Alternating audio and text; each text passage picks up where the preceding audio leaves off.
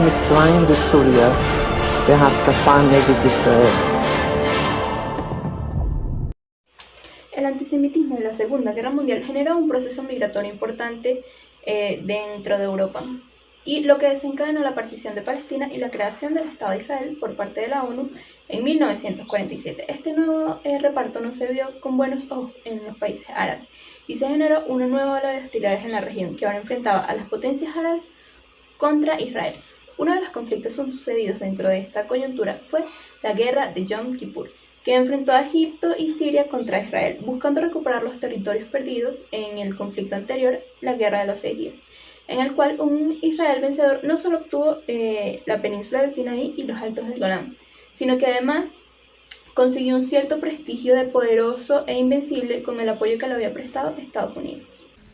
Para 1973, encontramos que los territorios de la península del Sinaí y los altos del Golán están en posesión de Israel desde 1967.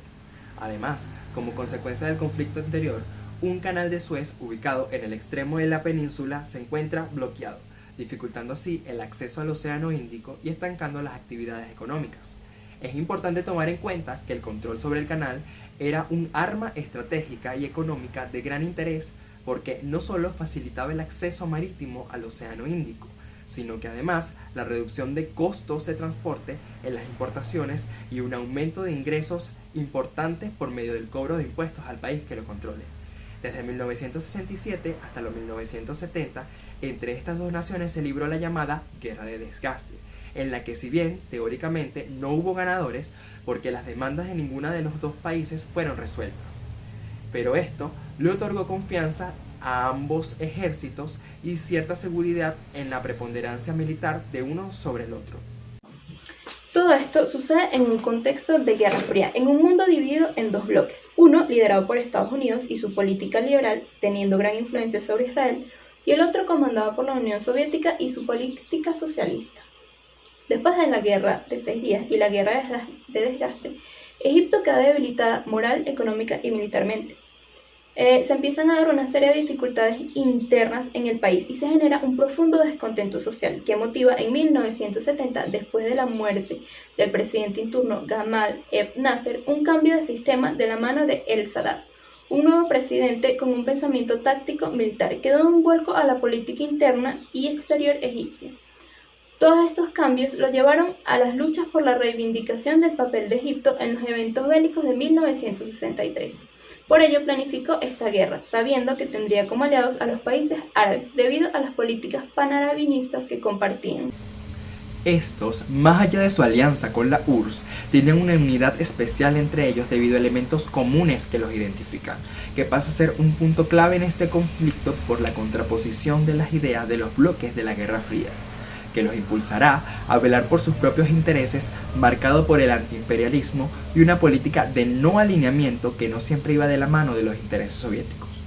Por otro lado, Israel se maneja en dirección contraria, apoyado por el bloque occidental, con un sentimiento nacionalista y religioso fuerte que busca la aceptación en el escenario internacional, proyectándose con una capacidad militar y política con fines expansivos que desde su inicio pone en peligro la estabilidad regional. La suma de todos estos factores aumenta el rechazo hacia Israel y hacia la influencia de Estados Unidos en la región, y da pie a la necesidad de reivindicar el papel de las potencias árabes en Oriente Próximo y acabar con la autoridad que ejercía Israel en la región. Es por eso que el 6 de octubre de 1973, después de varias advertencias y algunos ejercicios militares previos, que cabe destacar fueron desestimados tanto por los israelíes como por sus potencias aliadas, Egipto y Siria comienzan una ofensiva simultánea contra Israel, que tenía un exceso de confianza en sus capacidades militares, por lo que fue tomada por sorpresa. Egipto consiguió cruzar el canal y conquistar buena parte del Sinaí. Luego de unos días, Israel se repone y contraataca fuertemente, logrando un retroceso de las tropas egipcias. Para ninguna de las dos potencias dominantes era conveniente el recrudecimiento de las hostilidades, dada la inestabilidad que ya existía en la región. Es por ello que de diferentes maneras frenaban a sus respectivos aliados ante una posible guerra. Egipto hace una solicitud a la Unión Soviética con el fin de conseguir más recursos y armarse para iniciar el conflicto. Los soviéticos se negaron a abastecer a Egipto del armamento necesario. Sadat no podía cumplir su objetivo, así que en 1972 decide expulsar a los asesores militares soviéticos del país, permitiendo así el desarrollo de la guerra. Por otro lado, el apoyo de Estados Unidos hacia Israel estaba condicionado hacia lo defensivo. Es por ello que ante el ataque rompe su neutralidad, fortaleciendo la respuesta israelí. Paralelamente, las dos potencias se encontraban en negociaciones para dar un alto al fuego efectivo e impedir una escalada mayor en el conflicto. Mientras que esto pasaba, la Liga Árabe, en apoyo egipcio, decide utilizar la táctica del petróleo como arma económica. Primero se reunieron en Kuwait y luego en Argel, durante la conferencia Cumbre Árabe, y establecieron un embargo petrolero como medida de presión en contra de Occidente, específicamente Estados Unidos, principal aliada de Israel. Transcurrió el otoño de 1973, cuando los países productores congelaron su suministro de crudo a la mayoría de los países de Europa Occidental y Estados Unidos. Los países árabes, con Arabia Saudí a la cabeza, se pusieron de acuerdo para reducir progresivamente la reducción de crudo en un 25%. El precio del barril aumentó un 300% en 5 meses, y aunque entre ellas las raíces las encontramos en la política monetaria estadounidense, en donde el entonces presidente Nixon terminó con el conocido patrón oro, que acabó con la convertibilidad del dólar en este metal precioso. El dólar, utilizado para pagar el precio del petróleo, sufrió unas devaluaciones, y para compensar la pérdida de valor, los productores árabes aumentaron el precio.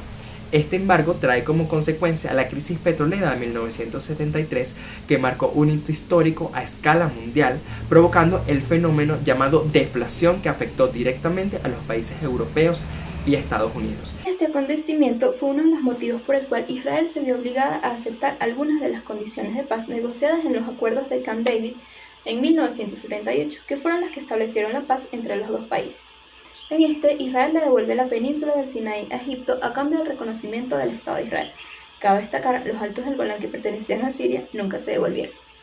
Una de las personas clave en el manejo de estas negociaciones fue Henry Kissinger, secretario de Estado estadounidense para el momento. La diplomacia de Kissinger en el conflicto de Yom Kippur fue crucial para evitar una escalada entre las dos potencias. Kissinger logró negociar el alto al fuego e impulsó una resolución del Consejo de Seguridad que pedía el cese de las hostilidades y el regreso al status quo. Su papel fue reconocido por ambas partes como un factor de estabilidad y moderación en una situación de gran tensión. Ahora bien, antes de llegar a la paz se dieron otras negociaciones infructíferas. La primera fue la Conferencia de Ginebra, celebrada en Suiza el 21 de diciembre de 1973, donde se estableció un primer alto al fuego que no se cumplió. Luego, en la resolución 339 del Consejo de Seguridad de las Naciones Unidas en 1973, se negoció un alto al fuego definitivo, y para lograrlo se resuelve con el posicionamiento de observadores que se aseguran de que éste se cumpla. Desde ese momento comienzan las verdaderas negociaciones de paz.